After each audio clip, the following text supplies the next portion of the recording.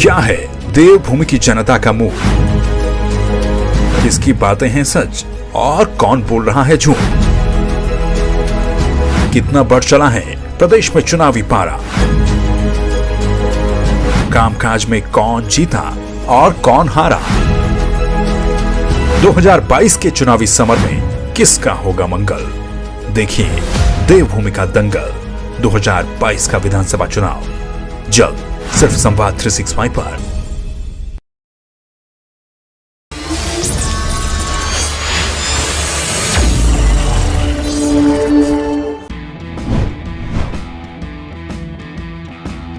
नमस्कार, स्वागत है आपका संवाद 365 देख रहे हैं आप। आपके साथ मैं हूं दिग्विजय सिंह चौहान। टॉप 5 में उत्तराखंड की जिन 5 बड़ी खबरों पर हम नजर डालेंगे, सबसे पहले नजर डाल लेते हैं उनकी सुर्खियों पर।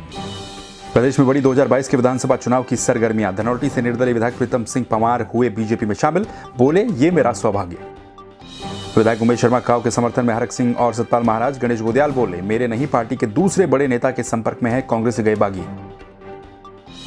उत्तराखंड की राज्यपाल बेबी रानी मौर्य ने दिया इस्तीफा, यूपी विधानसभा चुनाव में मिल सकती है कोई बड़ी जिम्मेदारी। टोक्यो पैरालंपिक में कांस्य पदक जीतने वाले मनोज सरकार को उत्तराखंड सरकार देगी 50 लाख रुपए और सरकारी नौकरी, अरविंद पांडे ने की घोषणा। चार धाम यात्रा खोलने को लेकर सुप्रीम कोर्ट से एसएलपी वापस लेगी प्रदेश सरकार, हाईकोर्ट में ही करवाएगी फैसला, बढ़ रहा है दबाव।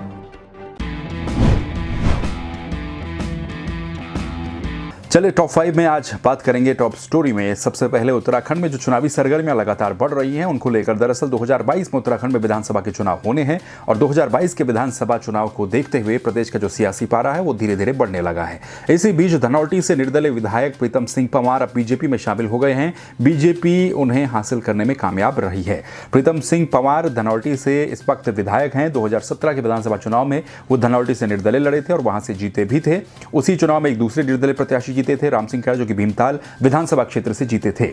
अब धनौल्टी से प्रीतम सिंह के बीजेपी में शामिल होने के बाद धनौल्टी विधानसभा और यमुनोत्री विधानसभा के समीकरणों में भी थोड़ी सी दिलचस्पी जरूर लोगों की बढ़ेगी। लेकिन आपको बता दें, प्रीतम सिंह पंवार यूकेडी के कोटे से भी मंत्री रह चुके हैं। 2002 में वो यमुनोत्री से जीते और 2012 में भी वो यमुनोत्री विधानसभा सीट से चुनाव जीते। इसके बाद उस वक्त की जो कांग्रेस की सरकार थी उसमें वो मंत्री भी रहे।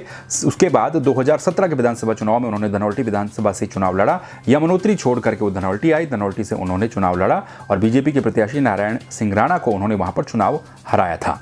इसके बाद अब प्रीतम सिंह पंवार बीजेपी में शामिल हो गए हैं, यूकेडी में भी हो रहे। जैसा कि मैं आपको बता चुका हूं, प्रीतम सिंह पंवार पर कांग्रेस की भी नजरें थी क्योंकि कांग्रेस सरकार में मंत्री भी रह चुके थे। लेकिन इन सब बातों के इधर अब वो बीजेपी में शामिल हो गए हैं। नई दिल्ली में एक कार्यक्रम का आयोजन किया गया जिसमें उन्हें बीजेपी की सदस्यता दिलाई गई। इस कार्यक्रम में स्मृति ईरानी मौजूद थी, बीजेपी के प्रदेश अध्यक्ष मदन कौशिक मौजूद थे और प्रदेश के सह प्रभारी भी मौजूद थे। उनकी उपस्थिति में प्रीतम सिंह पंवार ने बीजेपी की सदस्यता ली। बीजेपी में शामिल होने के बाद प्रीतम सिंह पंवार ने कहा कि वो गौरवान्वित महसूस खुद को कर रहे हैं कि वो दुनिया की सबसे बड़ी पार्टी में शामिल हो रहे हैं। इसके अलावा उन्होंने ये भी कहा कि अगर उत्तराखंड का कोई विकास कर सकती है तो वो बीजेपी ही है और बीजेपी से जुड़ करके वो खुद को गौरवान्वित भी महसूस कर रहे हैं। प्रीतम सिंह पंवार के बीजेपी में शामिल होने के बाद अब धनौल्टी विधानसभा सीट से बीजेपी के समीकरण भी थोड़े से दिलचस्प हो गए हैं। यहां पर बीजेपी से इससे पहले 2017 के ही विधानसभा चुनाव में नारायण सिंह राणा चुनाव लड़े थे। इसके अलावा महावीर सिंह रांगड़, जो कि पूर्व विधायक भी रह चुके हैं, यहाँ पर बीजेपी के एक बड़े नेता हैं। अगर बात करें, क्योंकि ये स्पष्ट नहीं है कि प्रीतम सिंह पंवार कौन सी सीट से चुनाव लड़ेंगे, जो उनकी पहले की सीट यमुनोत्री रही है वहां से या फिर धनौल्टी से। अब वो बीजेपी में आ गए हैं तो धनौल्टी से और यमुनोत्री से भी जो बीजेपी के विधायक हैं केदार सिंह रावत, उनके सामने भी अब समीकरण दिलचस्प हो चले हैं। लेकिन बहरहाल 2022 के विधानसभा चुनाव से पहले अब इस तरह की स्थितियां प्रदेश में हो सकता है कि कंटिन्यू देखने को मिले। कोई किसी पार्टी में जाएगा, कोई किसी पार्टी में जाएगा, लेकिन बहरहाल निर्दलीय विधायक प्रीतम सिंह पंवार चले गए हैं बीजेपी में। बीजेपी के अंदर इन दिनों विधायक उमेश शर्मा काऊ को लेकर एक जो विवाद देखने को मिला है, उस विवाद में अब कई बड़े नेता भी उमेश शर्मा काऊ को अपना समर्थन दे चुके हैं। कांग्रेस से ही बागी होकर के बीजेपी में आए हरक सिंह रावत पहले ही उमेश शर्मा काऊ का समर्थन कर चुके हैं। उनका कहना यह है कि जो कोई भी उनके खिलाफ षड्यंत्र या साजिश कर रहा है वो पार्टी के हित में नहीं है, खुद के भी हित में नहीं है और प्रदेश के भी हित में नहीं है। इसी बीच अब कैबिनेट मंत्री सतपाल महाराज ने भी उमेश शर्मा काऊ का समर्थन किया है। उन्होंने कहा कि जो कुछ हो रहा है वो गलत हो रहा है और इस पर पार्टी में बात रखी जाएगी। जरूर इस मामले में पार्टी में अपनी बात रखी जाएगी, क्योंकि इससे पहले उमेश शर्मा काऊ ने यह भी कहा था कि अगर पार्टी के स्तर पर कोई फैसला नहीं होता तो पार्टी के बाहर भी एक उनका संगठन है, उसमें वो बैठेंगे, उसमें बातचीत करेंगे।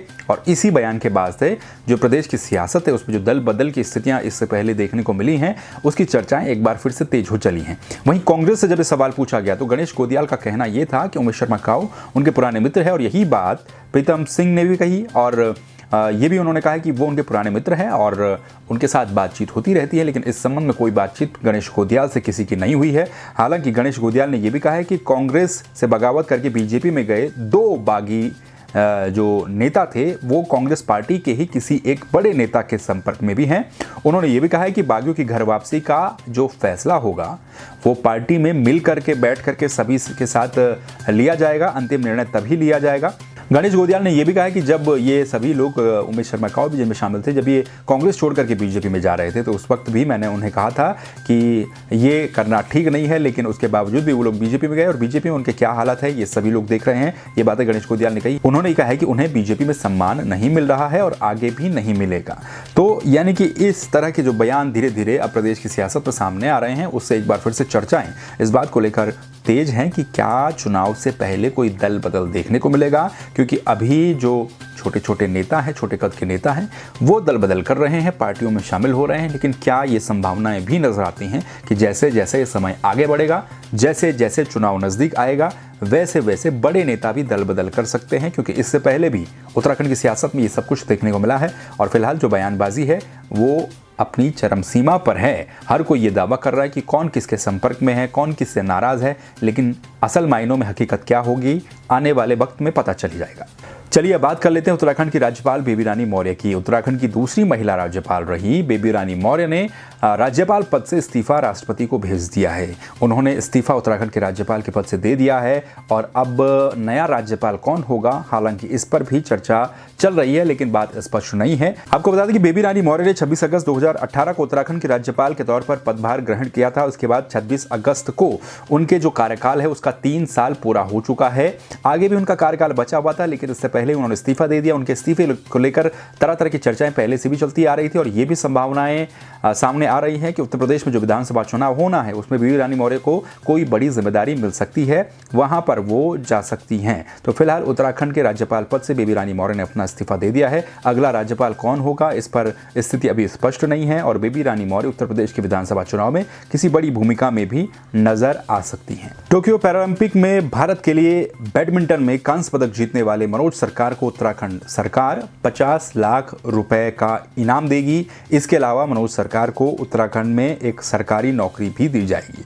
इसके साथ ही हैट्रिक लगाने वाली वंदना कटारिया को भी पुरस्कृत किया जाएगा। इन्हें भी 5 लाख रुपए और दिए जाएंगे। इससे पहले 25 लाख इन्हें उत्तराखंड सरकार दे चुकी है। बुधवार को उत्तराखंड के खेल मंत्री अरविंद पांडे ने देहरादून में एक कार्यक्रम के दौरान इस बात की घोषणा की है। पांडे ने यह भी कहा है कि खेल नीति 2020 के तहत भी प्रदेश के खिलाड़ियों को तैयार किया जाएगा और प्रत्येक जिले से 100 बालिकाओं और 100 बालकों को चयनित किया जाएगा। चयनित बालक बालिकाओं को खेल छात्रवृत्ति दी जाएगी। प्रदेश में खिलाड़ियों को सामान्य आहार के साथ साथ एक्स्ट्रा डाइट की भी व्यवस्था की जा रही है। इसके लिए अधिकारियों को निर्देशित किया जा चुका है। तो इन सब के साथ टोक्यो पैरालंपिक में भारत के लिए कांस्य पदक जीतने वाले बैडमिंटन प्रतियोगिता में मनोज सरकार को उत्तराखंड सरकार 50 लाख रुपए इनाम में देगी। एक सरकारी नौकरी भी दी जाएगी। उनका कहना है कि खिलाड़ियों को इसी तरह से प्रोत्साहित किया जाएगा जो भी देश का नाम रोशन करेगा। इससे पहले टोक्यो पैरालंपिक के जो खिलाड़ी हैं वो भारत पहुंचे, तो भारत पहुंच करके केंद्रीय खेल मंत्री ने उनका स्वागत भी किया और अब उत्तराखंड सरकार ने भी ऐलान किया है कि मनोज सरकार को 50 लाख रुपए और एक सरकारी नौकरी देंगे। चलिए बात कर लेते हैं 4 धाम यात्रा को लेकर। तो उत्तराखंड में 4 धाम यात्रा को खोलने को लेकर लगातार प्रदेश सरकार पर दबाव बनता जा रहा है। तीर्थ पुरोहित लगातार आंदोलन कर रहे हैं। इसी बीच पॉलिटिकल पार्टीज भी इस आंदोलन को अपना समर्थन दे रही हैं। इसी के साथ ही उत्तराखंड सरकार ने यह भी फैसला किया है कि जो सुप्रीम कोर्ट में उत्तराखंड सरकार ने SLP दायर की है, इस SLP को उत्तराखंड सरकार वापस लेगी। इस मामले की सुनवाई में क्योंकि देरी हो रही है और देरी इस बात को लेकर हो रही है कि सुप्रीम कोर्ट में उत्तराखंड सरकार ने मामले को लेकर SLP दायर की है, क्योंकि अब उत्तराखंड सरकार यात्रा खुलवाने के लिए हाईकोर्ट पहुंची। तो हाईकोर्ट ने यह बात कही कि उत्तराखंड सरकार ने क्योंकि सुप्रीम कोर्ट में SLP दायर कर रखी है, इसलिए हाईकोर्ट इस पर सुनवाई नहीं करेगा और इसकी सुनवाई अगर करनी है तो उसके लिए सुप्रीम कोर्ट से SLP को वापस लेना पड़ेगा। तो उत्तराखंड सरकार ने SLP को वापस लेने का फैसला किया है। सतपाल महाराज जो कि उत्तराखंड के पर्यटन मंत्री भी हैं, उन्होंने कहा कि सरकार ने सुप्रीम कोर्ट से SLP को वापस लेने का निर्णय लिया है। सुप्रीम कोर्ट में मामले की सुनवाई में विलंब होने की वजह से इस याचिका को वापस लिया जाएगा और सरकार चाहती है कि 4 धाम यात्रा पर तत्काल प्रभाव से कोई फैसला किया जाए और हाईकोर्ट ही इस मामले में कोई फैसला करे। और हाईकोर्ट फैसला तब करेगा जब ये SLP वहां वहां से वापस ली जाएगी। और क्योंकि दबाव प्रदेश में लगातार सरकार के ऊपर ये बढ़ता जा रहा है कि चारधाम यात्रा को खोला जाए, तीर्थ पुरोहित लगातार आंदोलन कर रहे हैं, पॉलिटिकल पार्टीज भी दबाव बना रही हैं। एक तरफ सवाल ये भी उठ रहे हैं कि जब प्रदेश में जन आशीर्वाद जैसी यात्राएं चल रही हैं तो फिर चारधाम यात्रा क्यों नहीं चल रही है। इससे जो वहाँ के जो डिपेंडेंट लोग हैं उनके आजीविका पर बहुत बड़ा एक संकट पैदा हो चुका है। ये थी उत्तराखंड की टॉप 5 खबरें। इन खबरों को लेकर आप क्या सोचते हैं, अपनी राय आप कमेंट करके दे सकते हैं। खबरों को देखने के लिए संवाद 365 को सब्सक्राइब कर दीजिए। फिर मिलेंगे नई खबरों के साथ, तब तक के लिए नमस्कार।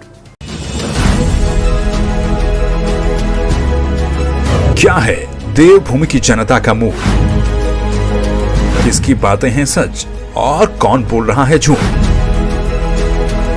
कितना बढ़ चला है प्रदेश में चुनावी पारा, कामकाज में कौन जीता और कौन हारा, 2022 के चुनावी समर में किसका होगा मंगल। देखिए देवभूमि का दंगल 2022 का विधानसभा चुनाव जल्द सिर्फ संवाद 365 पर।